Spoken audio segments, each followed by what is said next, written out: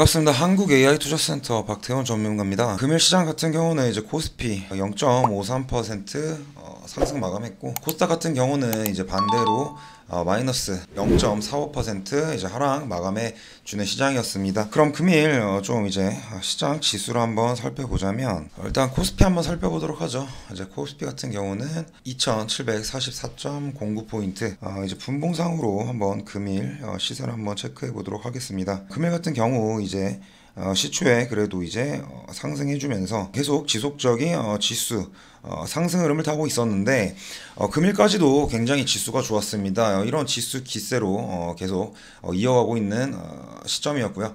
코스닥 또한 이제 양호한 흐름으로 이렇게 볼린저 밴드 상단 부분에서 계속 지속적인 이런 상승세를 좀 나타내고 있는 흐름이었습니다. 금일 이제 좀 탄력받은 섹터 한번 찾아보자면, 금일 같은 경우는 이제 시초에 리오프닝 관련 이제 상승 기대감으로 리오프닝 테마들이 좀 상승을 해주는 그런 모습이었는데요. 항공 섹터도 그렇고 여행 sek터도 많이 탄력을 많이 받았었죠.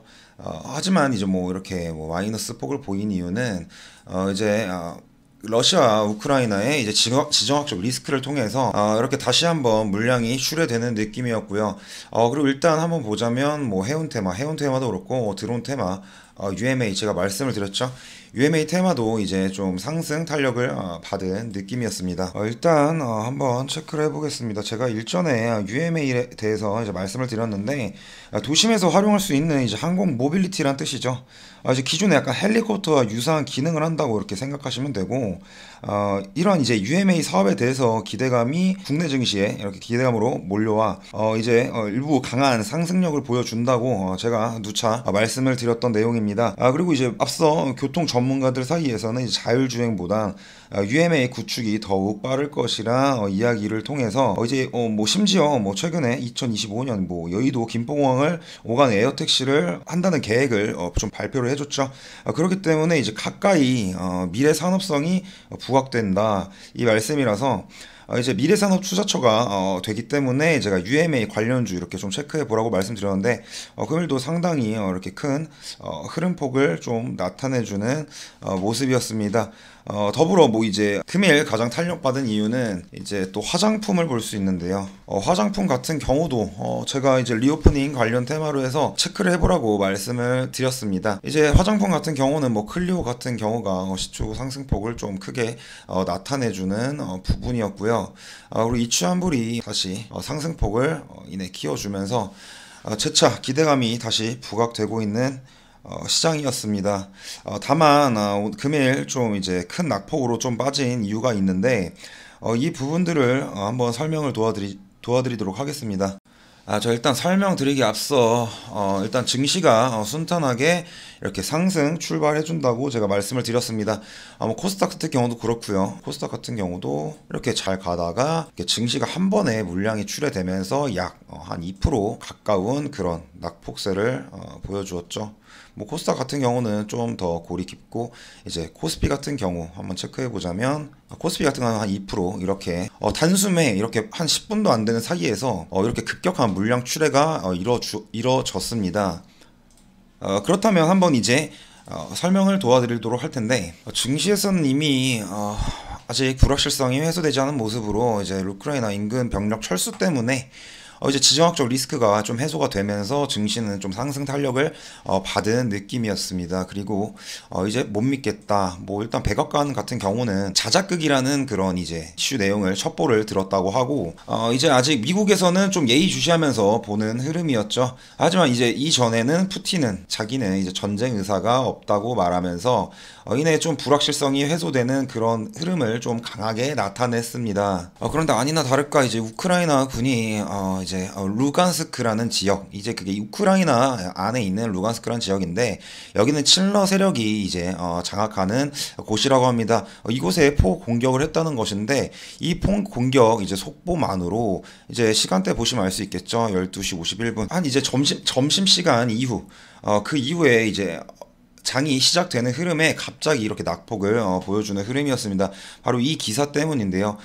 왜냐하면은 이제 우크라이나가 도발을 했다는 것으로 인해서 다시 전쟁의 좀 불확실성이 다시 좀 재기가 되면서 증시 잘 가는 증시가 이렇게 큰 폭으로 낙폭을 보여주었습니다. 하지만 이내 저점 다시 한번 낙폭을 좀 만회하면서 수급세가 다시 들어오고 시장은 좀 관망하는 이런 느낌을 좀 보여주는 흐름이었습니다. 하지만 이제 뭐 장 막판에는 좀 이제 다시 관망하는 자세로 물량들이 좀 이렇게 출회가 되면서 코스피는 이제 2744.09포인트, 코스닥 같은 경우는 이제 뭐 하락세로 마감을 해주었는데, 코스닥 같은 경우는 874.22포인트 이렇게 마무리가 되는 느낌이었죠.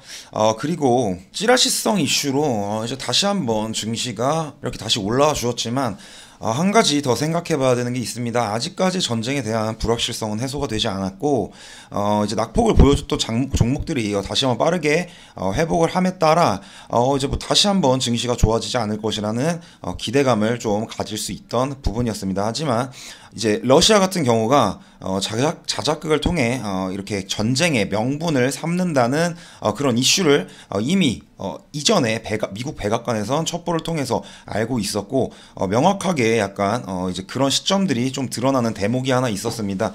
그게 바로 어떤 부분이냐면, 이제 장 막판에 끝나면서 이제 우크라이나는 이제 자기네들은 포 도발을 하지 않았다, 공격을 하지 않았다는 이런 속보가 나와 주었죠. 그렇기 때문에 이 부분을 봤을 때는 아직 전쟁에 대한 불확실성이 확실히 끝나지 않은 시점에서 다시 러시아가 이 명분을 삼아 한 차례 증시가 더 출렁거릴 수 있다는 내용을 항상 생각하셔야 됩니다. 항상 이제 이런 계획을 세워야 나중에 크게 지금 대응을 했을 때 큰 폭으로 이렇게 낙폭을 다시 맞지 않을 수 있는 부분이기도 하고, 일단 증시는 어떻게 흘러가는지 방향부터 먼저 살펴봐야 그런 타점들과 이제 포인트, 명확한 시장의 방향성을 알 수 있죠. 자, 그리고 장 막판에 이런 기사가 하나 있었는데, 이제 우크라이나가 칠러 반군 동부 지역 공격을 부인했다는 소식입니다. 이 소식의 의미는 어떤 부분이냐, 이제 러시아가 자작극을 했다, 이런 사실성이 조금 더 명확해지는 그런 기사 내용이죠. 이 부분을 통해서 다시 한번 생각해 볼 수 있는 흐름들은 바로 어떤 흐름들이 있냐, 이제 러시아 같은 경우가 이제 푸틴이 이전에 전쟁을 할 의사가 없다고 이렇게 내비쳤지만 이런 자작극 명분을 통해서 다시 한번 공격을 감행할 수 있다는 그런 명분이 이렇게 삼을 수 있게 되는 것이죠. 그렇기 때문에 지금 좀 상황이 러시아 같은 경우는 전쟁을 조금 더 격화시키려고 하는 그런 흐름들을 이렇게 엿볼 수 있습니다. 그렇다면 이제 어떤 섹터들을 한번 살펴봐야 되냐, 바로 제가 보는 관점은 일단 다시 한번 원자재가 상승 탄력을 받을 수 있다, 이 말이죠. 천연가스 같은 경우는 뭐 전날 급격한 폭등을 해줬는데, 이제 금일 또 시세가 또 다시 이제 하락하고 있습니다. 대신에 또 안전자산은 좀 다시 이제 올라와주는 흐름이고요. 그리고 알루미늄 가격도 계속 천정부지로 계속 지속적으로 상승하고 있는 모습입니다. 금일 같은 경우, 뭐 전날 같은 경우를 보자면 이제 2.46%대로 다시 올라와 주었고, 이제 비철금속 같은 경우 다시 탄력을 받은 느낌이었죠. 대충 예를 들자면 어떤 섹터가 있을까 한번 살펴보도록 하겠습니다. 제가 뭐 발송을 했던 이제 알루코 같은 경우도 보시게 되면 이제 일봉상 위치에 좀 금일 한 5% 이상 상승하는 흐름을 보여주었고, 빠르게 이내 낙폭을 보여주자 다시 수급폭이 이렇게 점차 들어오고 있는 느낌이죠. 이런 부분들을 보자면 일단 시장은 알루미늄에 좀 촉각을 두고 있는 모습이다, 이렇게 파악을 할 수 있겠고요. 그리고 금일 이제 뭐 GSE 같은 경우도 그렇죠. GSE 같은 경우도 이제 바로 낙폭을 이렇게 해주고 개파락 이후 다시 상승하는 모습을 보여주었는데, 이내 금일 이제 큰 폭으로 이제 고가 27%까지 올라줬죠. 27%까지 올라주면서 재차 상승을 받는 그런 모습을 보여주었습니다. 그렇다면 제가 말씀드린 내용은 어떤 부분이냐면 이제 GSE나 이제 원자재 섹터 같은 경우들이 큰 폭으로 한번 조정을 받고 다시 한번 상승을 하고 있죠. 일단 러시아와 이제 우크라이나의 지정학적 리스크가 해소가 되지 않은 시점에서는 원자재가 재차 부각받을 가능성이 있습니다. 그렇기 때문에 조정 받을 때 한 번씩 원자재 섹터들도 한 번씩 체크를 해주시기 바라고요. 일단 리오프닝 같은 경우는 이제 리오프닝 관련주들이 지금 지속적으로 상승폭을 나타내고 있죠. 이제 뭐 엔데믹, 뭐 이제 코로나가 종식, 그냥 뭐 같이 살아간다, 약간 이런 개념으로 좀 봐주시면 될 것 같은데, 그렇기 때문에 이제 경기 재개 기대감으로써 다시 리오프닝이 탄력을 받는 점도 주목해야 되는데 일단 금일 같은 경우는 조금 리오프닝 관련주들에 대한 조정폭이 좀 나와주는 시점이었고 지금 시장이 다시 한번 관망세로 지속되는 흐름에 따라선 약간 지금 차익 실현 이제 물량들을 좀 다시 한번 해주시고 다시 한번 타점을 잡아가야 되는 그런 방향성으로 좀 이어가시는 게 조금 보다 효율적이라고 생각이 될 수 있습니다. 그럼 이제 금일 좀 체크되는 포인트, 제가 말씀드리는 포인트는 원자재 섹터 이제 원자재 지수와 이제 선물 지수와 현물 지수 같이 함께 보면서 시장을 좀 이어나가는 게 좋아 보이고 러시아 아직 지정학적 리스크가 끝나지 않았으니까 보다 좀 보수적인 관점으로 운용을 해주시는 게 좋겠습니다. 왜냐하면 금일 같은 경우 보시게 되면 이제 지수가 큰 폭의 하락폭을 맞이했죠. 이제 뭐 코스닥 같은 경우는 3% 이상 10분도 안 되는 사이에 이런 식으로 빠졌고 또 더불어 이제 국내 증시 같은 경우는 이렇게 이슈에 되게 민감하게 반응을 하다 보니까 그런 부분들을 좀 시장의 특성, 뭐 어떻게 심리 지수가 올라가고 내리락 거리는지 이런 정도 좀 체크를 해주시기 바라겠고요.